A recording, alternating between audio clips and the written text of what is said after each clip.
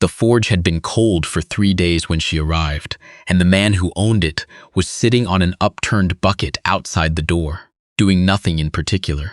She had come up from Medicine Hat on the early coach, the one that left before the sky had any color in it.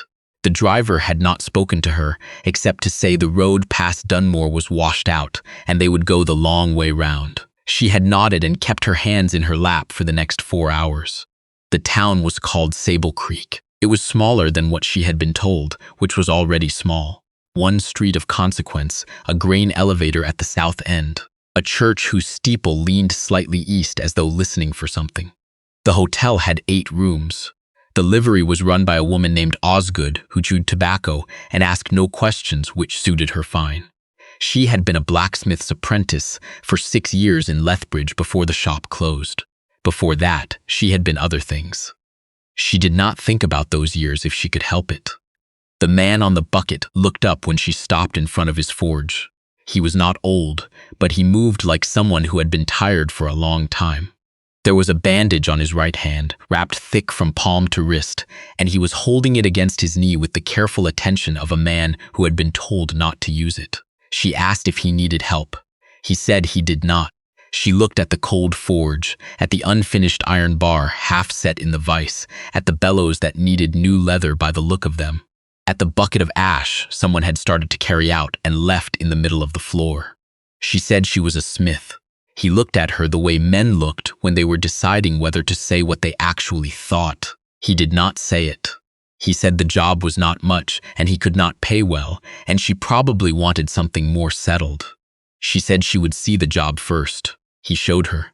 The forge building was one room with a loft used for storage. The coal supply was low but not desperate. The anvil was a good one, older than the building, brought in pieces on a wagon from somewhere east and assembled here. She could tell by the way the horn had been re-welded, the seam faint but visible if you knew where to look. The tools were hung with care. That told her something. His name was Kessler. He did not offer a first name and she did not ask. She had stopped using her own first name some time ago, not from secrecy, but because it had belonged to a version of her that felt very far away now. People called her by her surname, Vane. No, that wasn't right. She had left that behind too.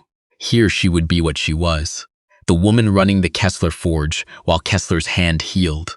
He told her the hand had been crushed under a falling beam 3 weeks ago. The doctor in town, a young man from Ontario who seemed perpetually surprised to find himself in Alberta, had said it might come right in 6 weeks, or it might not come right at all. Kessler said this without self-pity, the way a person states weather. She respected that. She started the forge that afternoon. The work that had piled up was not complicated. 2 sets of wagon hinges, a batch of nails for the hardware man, a repaired axle casing that someone had brought in and then appeared to forget about. She worked through the afternoon without stopping except to drink water, and by the time the light went sideways through the high window, she had cleared most of the backlog. Kessler sat on a stool in the corner and watched. He did not speak much. Occasionally he would say something about where a particular tool was kept, or that a certain customer was fussy about the finish, or that the coal delivery man came on Thursdays. Practical things. She filed them.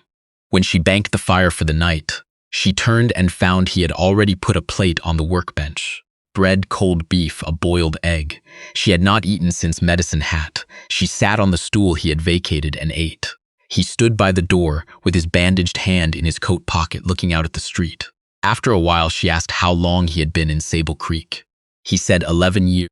She asked if he had come from somewhere. He said everywhere had come from somewhere. She thought about that. Then she finished the egg and stood up and said she would be back at first light. He said that was fine. There was a girl in town named Fen, about 9 years old, who had a habit of appearing in the forge doorway in the late mornings. She never came in uninvited. She would stand with her hands clasped behind her and watch with the focused attention of someone conducting a professional evaluation. Her mother ran the dry goods 3 doors north. The girl had apparently decided that the forge was educational, and her mother had apparently decided not to argue with her. The first time she spoke to the girl, it was to ask her to hand over a particular set of tongs that had rolled under the workbench. Fen retrieved them without being asked twice. She handed them over with both hands, as you would hand something ceremonial. Then she went back to the doorway. The second time, the girl asked what the different hammers were for. She answered honestly, because dishonest answers to honest questions annoyed her. She explained the cross peen and the straight peen and the rounding hammer and what each one did to the metal and why that mattered. Fen listened the way very few people listened, without interrupting, without nodding too much, just taking it in. After that, Fen came every morning. Kessler noticed. He did not say anything about it for several days. Then one morning, watching Fen stand with her arms crossed, mimicking unconsciously the way the woman stood when she was thinking, he made a sound that might have been a laugh, quickly controlled. She looked at him. He said, Fen's father had gone east for work the year before and had not come back. She said she had gathered that. He said the girl had taken a particular interest in things that required skill with one's hands, as though she were building a case for her own competence against some future need. She said nothing, but she thought about it later, working the way certain kinds of loss made people reach outward, toward learning, toward doing. The way her own hands had been what got her through the years she didn't look at directly. The injury to Kessler's hand was worse than the bandage suggested. She understood this gradually from small things. The way he never used that hand even for light tasks he could have managed. The way the doctor's visits became more frequent rather than less. The way Kessler one evening, when he did not know she could see him from the loft where she had gone to retrieve a length of rod, stood alone in the empty forge looking at the anvil, the way a person looks at something they are afraid they will not have again. She came down the ladder and made no reference to what she had seen. She asked if there were any commissions he had been putting off, the more complex ones. He said there was a commission from a rancher north of town. Decorative ironwork for a gate. Scroll work, which required a degree of delicacy he had not been sure she would be capable of, and which he had not mentioned because he had not wanted to presume. She told him to show her the design. He had drawn it out on brown paper in pencil, a pattern of interlocking leaves and a stylized sun at the center. The lines were careful and exact. He had a draftsman's hand when he wasn't drawing with iron. She studied it for a while, then she said she could do it, but she would want him to tell her when she was off by more than a quarter inch from his design. She said this not to be polite, but because she meant it. She had learned things from people who thought she already knew everything, and she had learned worse things from them than from the ones who had been willing to correct her. Kessler looked at her steadily for a moment. Then he said all right. They spent 3 days on the gate ironwork. He sat closer than he usually did, watching the way she held the metal, and when she was off from the design, he said so, briefly, without apology. She made the adjustment. He did not say well done or good or any of the things people said when they were more interested in being liked than being useful. He simply moved on to the next element. By the end of it, she had produced work she was genuinely satisfied with. That was not a common feeling. The crisis came, as most crises in small towns did, sideways and all at once. The hardware man, whose name was Briot, came in one Thursday morning with his jaw set and a folded paper in his hand. He ran the hardware store and also served in some informal capacity as the town's financial conscience, a role he had not been elected to and took very seriously. He told Kessler, in a voice that included her without acknowledging her directly, that the rent on the forge building was 4 months behind, and the owner, a man in Calgary, had sent a letter. Kessler took the letter and read it. He set it down on the workbench and looked at it. She kept working. She was not trying to overhear. There was nowhere else to be. Briot said there might be options, various refinancing arrangements that people in town could be brought together to discuss. He said it in the tone of someone who wanted very much to be asked to arrange those discussions. Kessler said he would think about it. Briot left. The bell above the forge door made its small sound, and then the street noise came in briefly, and then it was quiet again. She finished what she was doing and set the piece aside to cool. Then she said, without looking up, "How long did you not tell me?" He said he had not wanted it to affect her work. She said it had not affected her work, but she would have liked to know. He said he understood that now. She asked what the back rent amounted to. He told her.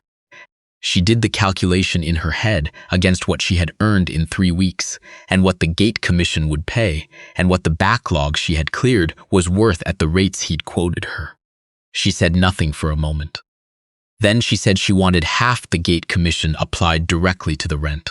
He started to say something. She said she had done the work. It was her choice what she did with it. If he wanted to argue about it, they could argue, but she found arguments wasteful and preferred to spend the time doing something. He did not argue. That evening was the first time they sat together outside the forge. The forge building had a short bench along its south wall that caught the late sun in a particular way, angling low under the eaves, and she had taken to sitting there at the end of the day for the 20 minutes before she walked back to the hotel. It was not a beautiful view. It was a street in a small prairie town with a grain elevator and a leaning church steeple. But the light was something. Prairie light had a quality she had never found words for. It had weight. It pressed down on things with a warmth that felt almost considered. She was sitting with her hands loose in her lap, watching it, when Kessler came around the corner and stopped. She did not say anything.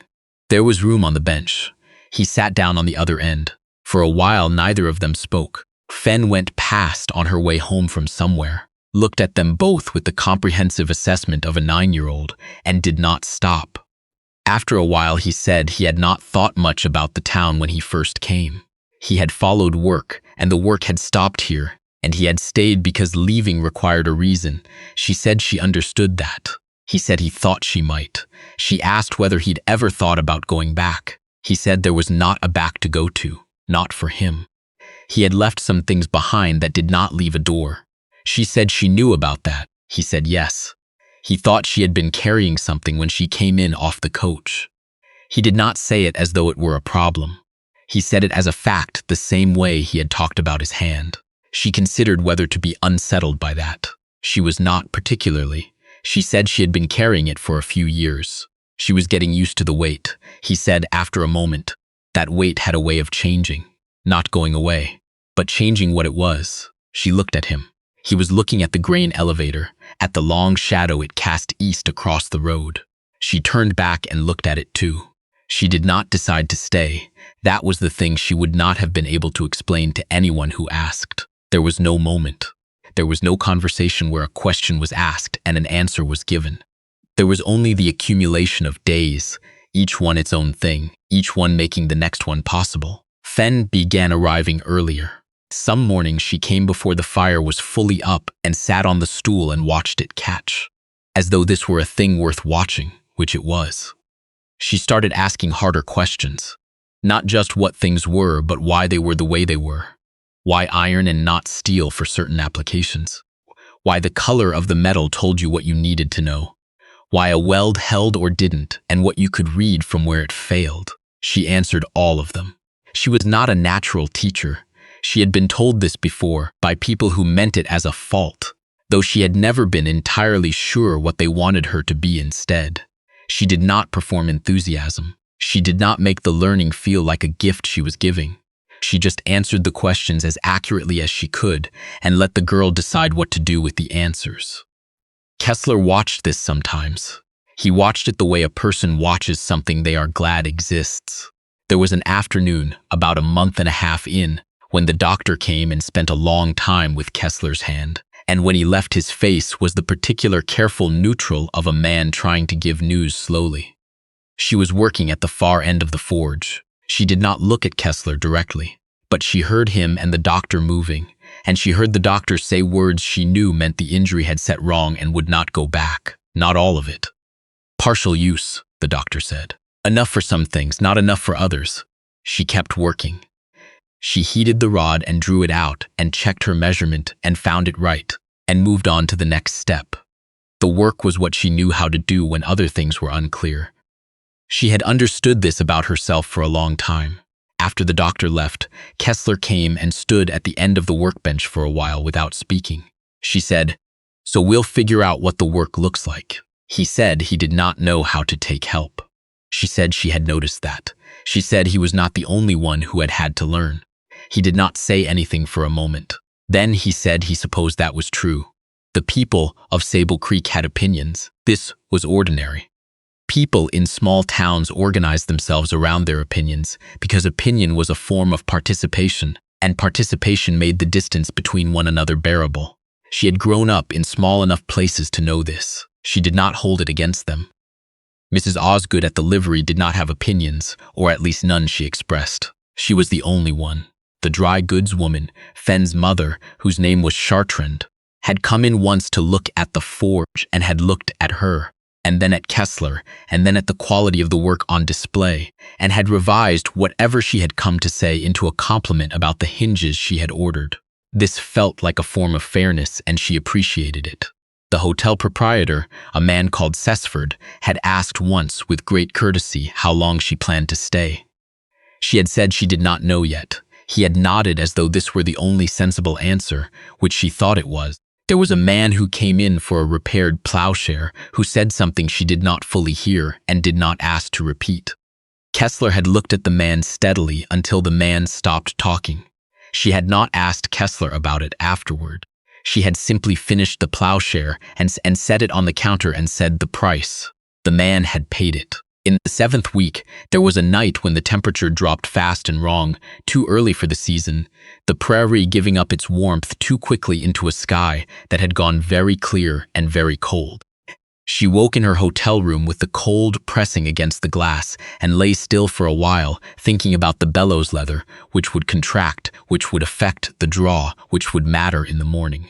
She got up. She dressed. The street was empty, and the mud had gone hard underfoot, each footprint from the previous day frozen in place. The forge was unlocked. She let herself in and built the fire up low, just to keep the tools from the worst of it. She was checking the bellows seam in the firelight when she heard the door. Kessler stood in the opening.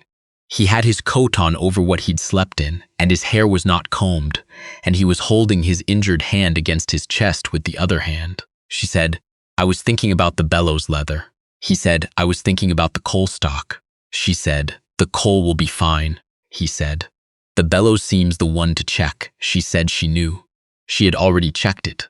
It needed new stitching in 2 places, but would hold until Thursday when the supply cart came. He stood there for a moment. The fire made its small sound. He came in out of the cold and sat on the stool in the corner. She went back to work. There was not much to do, but she did it carefully. After a while, he said, "When does it stop being temporary?" She did not answer right away. She checked the seam again, running her thumb along the stitching. She thought about Medicine Hat and Lethbridge, and before that, the places she did not name even in her own thinking. She thought about weight and how it changed. Then she said, "I think it already has." He did not say anything else. Outside, the cold held the street perfectly still. The fire worked against it the way a fire does, not defeating it, just marking the space where warmth had decided to remain. She stayed until the light came. In the morning, when Fenn arrived to find them both already there, the girl looked at the situation with the comprehensive assessment she always brought and said nothing, only took her place on the stool and waited to learn what the day had to teach. The bellows held. The work continued. That was enough.